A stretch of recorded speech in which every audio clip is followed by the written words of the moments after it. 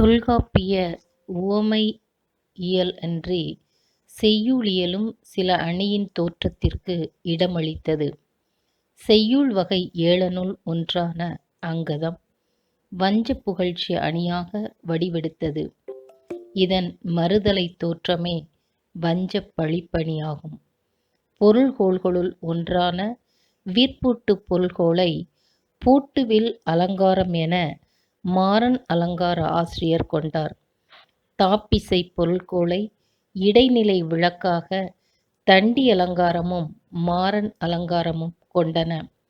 உள்ளுறை உவமம் ஏனை உவமம் என இருவகை உவமங்களில் ஏனை உவமம் என்றதை உவமை அணி எனக் கொண்டாற்போல் உள்ளுறை உவமத்தை உள்ளுறை உவமை அணியாகக் கொண்டவர் மாறன் அலங்கார ஆசிரியர். புறப்பொருள் துறையான நெடுமொழி வஞ்சி தண்டி அலங்காரத்தில் தன் மேம்பாட்டுரை அணியாகவும் மாறன் அலங்காரத்தில் நெடுமொழி அலங்காரமாகவும் உருமாறுகின்றது.